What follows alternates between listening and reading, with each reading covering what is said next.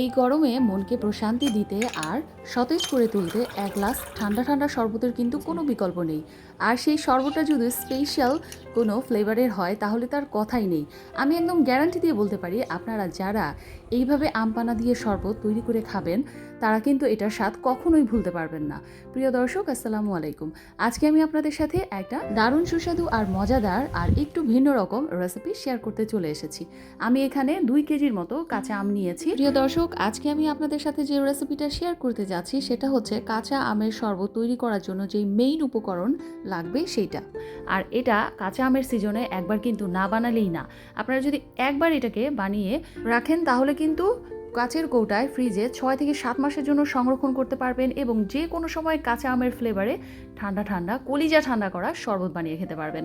প্রথমে স্ক্রিনে আপনারা দেখতে পাচ্ছেন কাঁচা আমটাকে আমি তুড়ি মেরে ছিলে ফেলেছি আর বাকল ছেলার পর তুড়ি মেরে ওটাকে টুকরো করে নিয়েছি। আচ্ছা, ভিডিওর মতো তুড়ি মেরে যদি সব কিছু করা যেত তাহলে তো জীবনটা অনেক ইজি হয়ে যেত।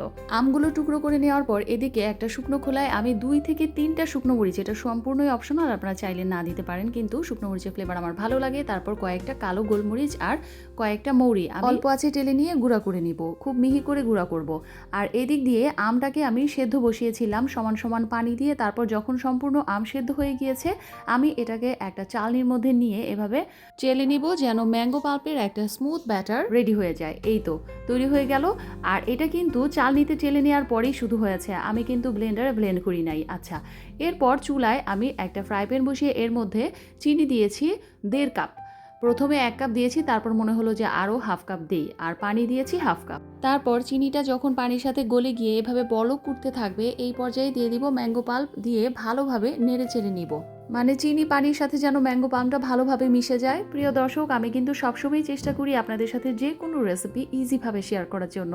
আমার রেসিপিগুলো ভালো লাগলে প্লিজ আমার পেজের সাথেই থাকবে। তারপর যখন ম্যাঙ্গো পাল্পটা চিনির পানির সাথে মিশে যাবে এবং ঘন ঘন বুদবুদ উঠতে থাকবে এই পর্যায়ে আমি দিয়ে দিলাম কিছু পুদিনা পাতা।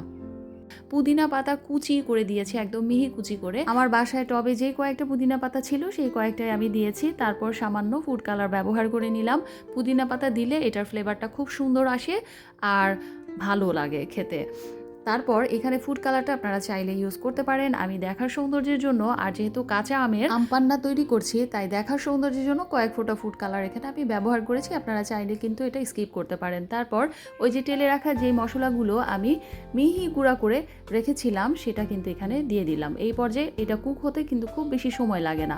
যখনই দেখবেন এরকম ঘন ঘন বুদবুদ উঠবে আর আমের ব্যাটারটা কিন্তু একদম ঘন হয়ে যাবে, এই পর্যায়ে নামানোর আগে তেলে রাখা জিরা গুঁড়া দিয়ে এটাকে চুলাটা অফ করে দিতে হবে। চুলা অফ করে দেওয়ার পর এটা যেন জমে না যায় ফ্রিজে রাখার পর, এই জন্য আমি এখানে দিয়ে দিলাম 2 চা চামচ লেবুর রস। আর লেবুর রসটা দিলে কিন্তু অনেক দিন পর্যন্ত এটা ভালো থাকে আর বেশি দিন সংরক্ষণ করে নেওয়া যায়। যাই হোক, এইটাকে এখন নামিয়ে ঠান্ডা করে নিয়ে পুরোপুরি একটা কাঁচের কৌটায় আমি সংরক্ষণ করে নিব, তাই ঢেলে নিচ্ছি। দেখতেই পারছেন প্রিয় দর্শক পান্নাটা কতটা সুন্দর হয়েছে আর কালারটাও কি সুন্দর এসেছে। তাছাড়া এটার যেই টেক্সচারটা ছিল সেটাও কিন্তু খুবই স্মুথ হয়েছে।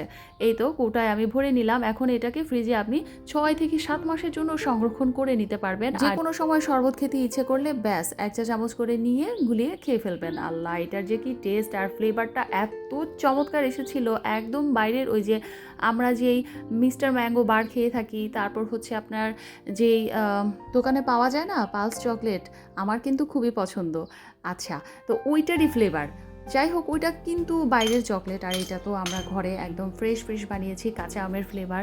এটা অনেক অনেক টেস্টি হয়েছিল। তো ফাইনালি আমি এটা দিয়ে 1 গ্লাস জুস বানিয়ে নিচ্ছি। প্রথমে আমি বরফ কুচি দিয়েছি, লেবু দিয়েছি, তারপর এই যে 2 চা চামচ আম পান্না দিয়ে দিচ্ছি। ব্যাস তৈরি হয়ে গেল। এখন এর মধ্যে আপনারা যদি চান আর একটু চিনি অ্যাড করতে পারেন, আর অবশ্যই কিন্তু মনে করে একটু বিট লবণ দিতে হবে বা সামান্য একটু লবণ দিয়ে নিতে হবে। এটা আপনার টেস্টের উপর নির্ভর করে। দেখতেই পাচ্ছেন যে কতটা রিফ্রেশিং লাগছে শরবতটাকে দেখে, আর ট্রাস্ট মি এটা অনেক সুস্বাদু ছিল। তো অবশ্যই আমি একবার হলেও রিকমেন্ড করবো আপনারা বাসায় এটা ট্রাই করবেন। আজকের এই ইজি রেসিপিটা এই পর্যন্ত। সবাই খুব ভালো থাকবেন। আল্লাহ হাফিজ।